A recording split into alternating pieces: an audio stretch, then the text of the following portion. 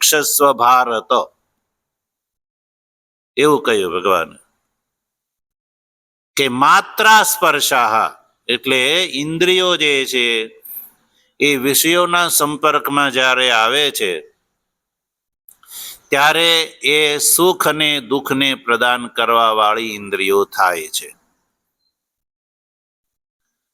તો સુખ દુઃખ તો ઇન્દ્રિયો વિષયોના સંપર્કમાં આવે ત્યારે જ થાય છે, અન્યથા નથી થતા. સુષુપ્તિ અવસ્થામાં થાય છે નહીં.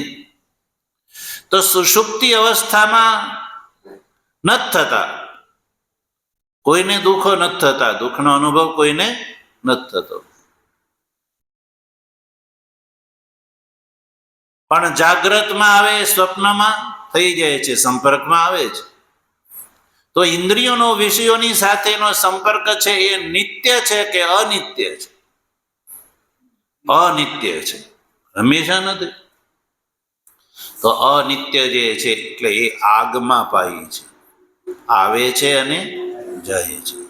તો હવે જે વસ્તુ આવવા વાળી હોય, જવા વાળી હોય, એવો જેને બોધ જ છે, તો એ આવે તો પ્રસન્ન જ થતો અને જાય તો દુઃખી નથી થતો. અને દુઃખ આવે તો એ દુઃખી નથી થતો અને જાય તો એ પ્રસન્ન નથી થતો. કારણ કે એમ કહે છે કે એ આગમાં પાય છે અને એટલે જ અનિત્ય છે. એટલે કહ્યું કે અર્જુન તાન તિતિક્ષસ્વ, એટલે કે તું એને સહન કર, એ જ એકમાત્ર ઉપાય છે. તો સાધક દશામાં પણ એ સહ્ય છે અને સિદ્ધ યતિ દશામાં પણ એ સહ્ય છે. યતિ એનાથી અભિભૂત નથી થતો, એ અભિપ્રાય છે. આત્મબળ એનું હોય છે એટલે અભિભૂત નથી થતો. એટલે આધ્યાત્મિક દુઃખોનો વિનાશનો અર્થ છે એને આધ્યાત્મિક દુઃખો આવતા જ નથી એવું નથી, પણ એનાથી એ અભિભૂત નથી થતો. વિવિધિષુ કોટીમાં, અને જો વિદ્વત કોટીમાં પહોંચી જાય તો એ તો આત્મનિષ્ઠામાં તો અમથાય ત્યાં પછી એને આ દુઃખો મારા છે એવો અનુભવ એને નથી થતો. એ તો એ વખતે વિદ્વત કોટીમાં તો ત્રણેય દેહથી એ પોતાને શું માને છે? રહિત માને છે. એ તો દેહાદિનો પોતે દ્રષ્ટા છે ને દ્રષ્ટા હોવાથી હું દેહાદિથી ભિન્ન છું. એ તો બ્રહ્મનિષ્ઠ સ્થિતિને પ્રાપ્ત છે વિદ્વત. પણ આ જે વિવિધિષુ કોટીના સાધનોની વાત ભગવાન કરી રહ્યા છે, સ્થિતપ્રજ્ઞના લક્ષણોમાં પહેલેથી વાત થઈ ગઈ છે. એટલે કહ્યું કે સર્વ દુઃખાનામ અસ્ય યતેઃ હાનિઃ હાનિઃ ઉપજાયતે. હાનિ, સર્વ દુઃખોની હાનિ એને ઉત્પન્ન થઈ જાય છે. ચાલો બીજી વાત. અને શું? તો કહ્યું કે પ્રસન્ન ચેતસઃ બુદ્ધિ આશુઃ પર્યવતિષ્ઠતે. બીજી વાત એ છે કે જે પ્રસન્ન ચેત છે, પ્રસન્ન ચેત એટલે જેનું અંતકરણ સ્વસ્થ છે, ક્ષોભા ભાવથી યુક્ત છે, અંતકરણ જેનું પ્રસન્ન છે, એને બીજો લાભ એ થયો કે એને કેમ કે એની જે બુદ્ધિ છે, બુદ્ધિ એટલે અંતકરણ, બુદ્ધિનો અર્થ છે અંતકરણ, નિશ્ચયાત્મક અંતકરણ સજ્જનો. એ બુદ્ધિ આશુ એટલે શીઘ્રમ, શીઘ્રમ એટલે જલ્દી, તરત. પર્યવતિષ્ઠતે એટલે કે આત્મ સ્વરૂપથી એ નિશ્ચલી થઈ જાય છે.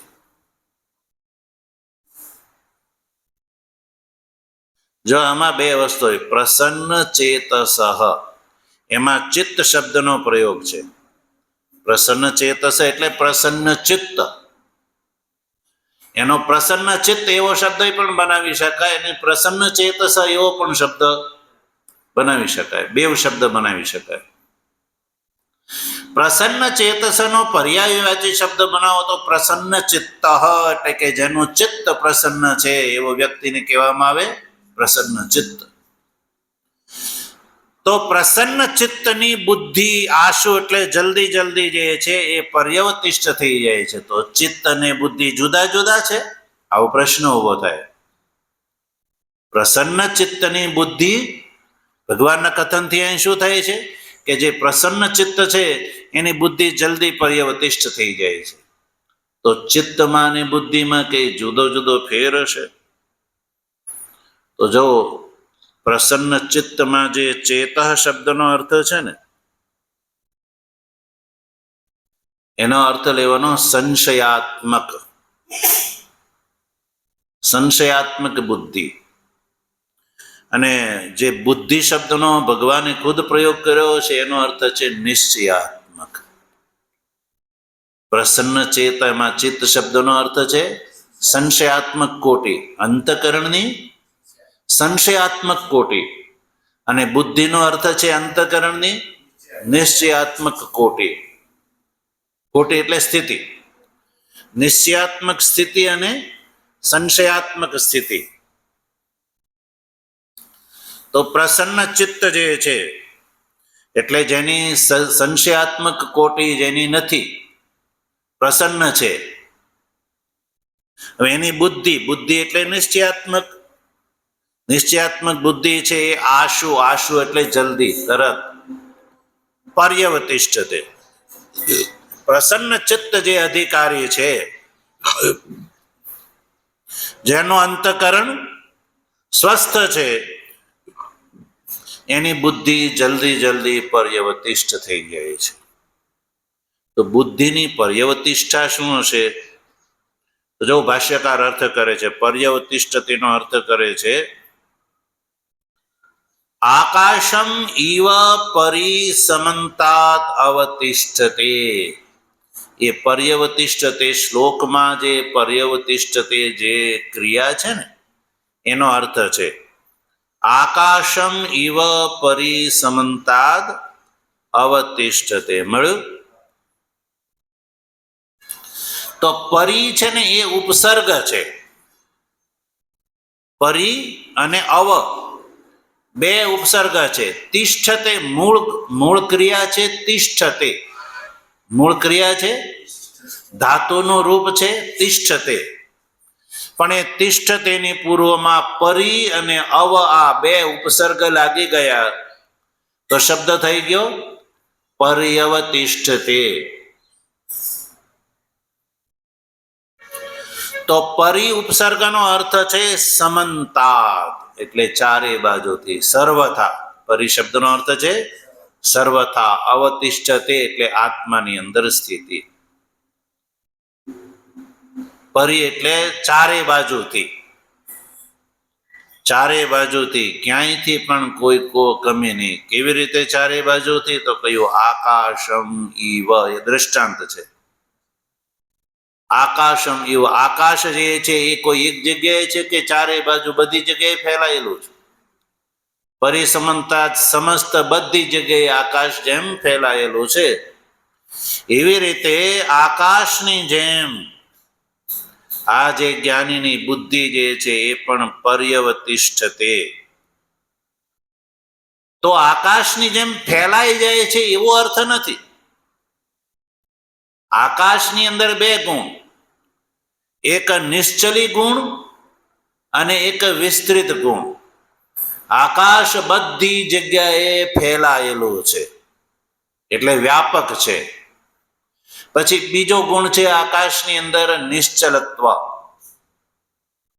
નિશ્ચલત્વ એટલે જેમ વાયુ છે એ એક જગ્યાએથી બીજી જગ્યાએ જાય છે, ગમન કરે છે. તેજ છે એ પણ એક જગ્યાએથી બીજી જગ્યાએ ગમન કરે છે. જળ છે એ પણ એક જગ્યાએથી બીજી જગ્યાએ ગમન કરે છે. પૃથ્વી પણ ગમન કરે છે. તો પછી આકાશ એવી રીતે ગમન કરે છે? નહીં. આકાશ જે છે એ નિશ્ચલ છે. એટલે આકાશનો અહીંયા દ્રષ્ટાંત ભાષ્યકારે જે કહ્યું તો એ નિશ્ચલ કોટિક ગુણ લેવાનો છે આકાશનો. આકાશનો જે ગુણ નિશ્ચલત્વ છે ને એ અહીંયા અભિપ્રેત છે. એટલે જો આગળ કહ્યું આત્મ સ્વરૂપેણ એવ નિશ્ચલી ભવતી ઇત્યર્થ.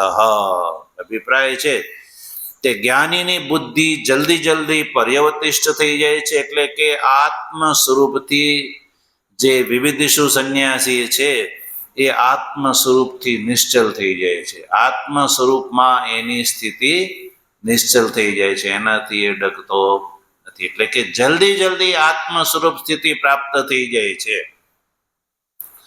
તો અભિપ્રાય છે કે જેનું અંતઃકરણ અને મન વશીભૂત છે એને જલ્દી જલ્દી આત્મનિષ્ઠાની પ્રાપ્તિ થઈ જાય છે, એમ અર્થ થયો. આત્મનિષ્ઠા જલ્દી પ્રાપ્ત થઈ જાય છે. એટલે એને જેવી સ્થિતિ છે કે તમારી પાસે કેવું વાહન છે એ ઉપર ડિપેન્ડ કરે કે તમે કેટલા જલ્દી ગંતવ્ય સ્થાને પહોંચી શકો છો.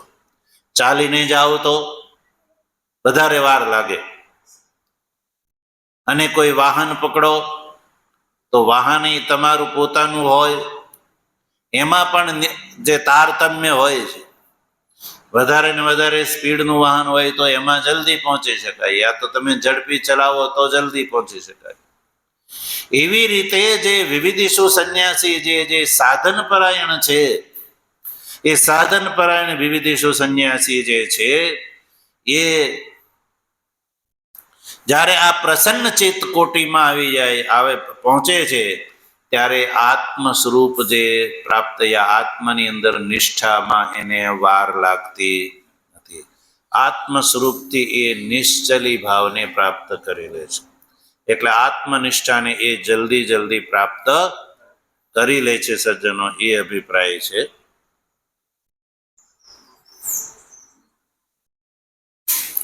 તો બંને શ્લોકનો જે છે એ પદનો અર્થ કર્યો. હવે સંપૂર્ણ 2 શ્લોકનું તાત્પર્ય બતાવે છે ભાષ્યકાર. જો ભાષ્યમાં જો એવમ મળ્યું, એવમ પ્રસન્ન ચેતસ અવસ્થિત બુદ્ધેઃ કૃતકૃત્યતા યતઃ તસ્માત રાગ દ્વેષ વિયુક્તૈઃ ઇન્દ્રિયૈઃ શાસ્ત્ર અવિરુદ્ધેષુ અવર્જનીયેષુ યુક્ત સમાચરેત ઇતિ વાક્યાર્થ. બંને શ્લોકનો અર્થ કરે છે. 64 અને 65 આ 2 શ્લોકનો તાત્પર્યાર્થ બતાવે છે. તાત્પર્યાર્થ એટલે ટોટલ અર્થ, ભગવાન શ્રી કૃષ્ણનો અભિપ્રેત અર્થ. તો શું થયો અભિપ્રેત અર્થ? એવમ એટલે આ કયા બતાવેલા પ્રકાર પ્રમાણે જે પ્રસન્ન ચિત્ત છે, અને પ્રસન્ન ચિત્તના કારણે જે અવસ્થિત બુદ્ધિ છે, એટલે જેની બુદ્ધિ અવસ્થિત થઈ ગઈ છે એટલે નિશ્ચલિત થઈ ગઈ છે, તો એટલે કૃતકૃત્યતા, એના કારણે એ કૃતકૃત્યતાને પ્રાપ્ત થઈ ગયો છે. પ્રસન્ન ચિત્ત અને અવસ્થિત બુદ્ધિના ફળ સ્વરૂપે એ જે યતિ છે કૃતકૃત્યનો અર્થ છે કર્તવ્ય કરી ચૂક્યો છે, એને હવે બીજું કઈ કરવાનું બાકી રહ્યું નહીં. યતઃ કૃતકૃત્યતા, જે કારણે એને કૃતકૃત્યતાની પ્રાપ્તિ થઈ ગઈ છે સજ્જનો, તસ્માત મને એટલા માટે રાગ દ્વેષ વિયુક્ત હૈ ઇન્દ્રિય હૈ, રાગ અને દ્વેષથી વિયુક્ત ઇન્દ્રિયો દ્વારા શાસ્ત્ર અવિરુદ્ધેષુ, શાસ્ત્રમાં જેનો નિષેધ નથી, અર્થાત કે અવર્જનીય જે વિષય ભોગ છે એની અંદર યુક્ત થઈને સમાચરે, એટલે કે ઇન્દ્રિયો વિષયોમાં જાય તો આ રીતે રાગ દ્વેષ વિયુક્ત કોટીથી ઇન્દ્રિયોનું ચરણ કરે, એ વાક્યનો અર્થ છે. અભિપ્રાય છે કે વિવિધિષુ સંન્યાસીને માટે ઉપદેશ છે કે ઇન્દ્રિયો દ્વારા એ રાગ દ્વેષથી વિયુક્ત થઈ વિધેય આત્મા થઈને ઇન્દ્રિયો વિષયોમાં જવા દે. પણ કઈ રીતે? જે બતાવ્યા પ્રમાણે ઇન્દ્રિયો તો વિષયોમાં જવાની. જ્ઞાનીને જ્ઞાન થયા પછી કઈ આંખથી ન દેખાય એવું નથી.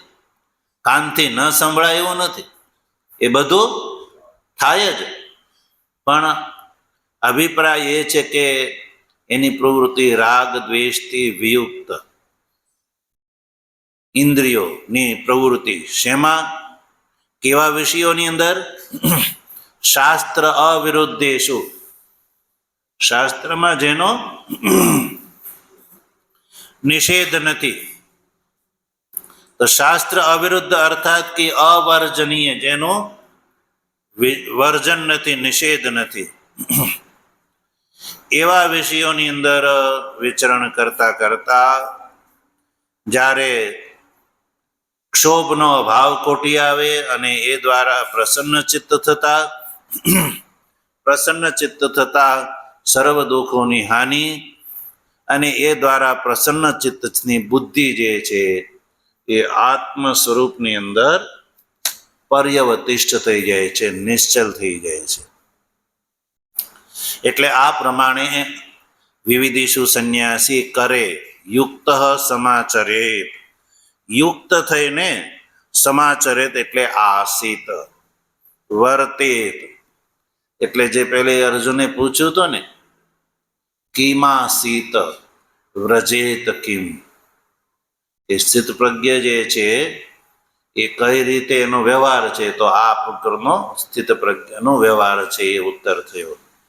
કિમાસીત વ્રજેત કિમ, સ્થિત પ્રજ્ઞસ્ય કા ભાષા, સમાધિસ્થસ્ય સ્થિત પ્રજ્ઞસ્ય કા ભાષા, એ લક્ષણ પૂછું.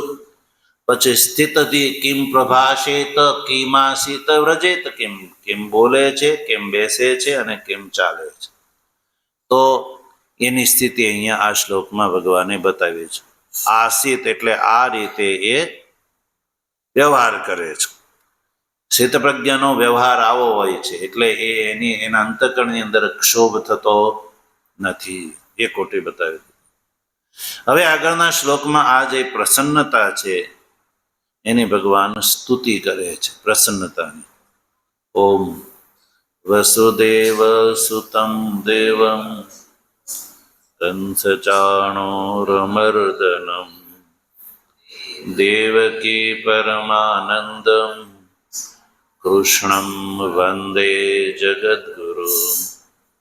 મૂકં કરોતિ વાચાલમ પંગું લંઘયતે ગિરિમ યત્કૃપાતમહં વંદે પરમાનંદમાધવમ શંકરં ચાર્યં કેશવં બાદરાયણમ સૂત્રભાષ્ય કૃતૌ વંદે ભગવन्तौ પુનઃ પુનઃ ઈશ્વરો ગુરુરાત્મેતિ મૂર્તિભેદવિભાગિ વ્યોમવદ્વ્યાપ્તદેહાય દક્ષિણામૂર્તયે નમઃ.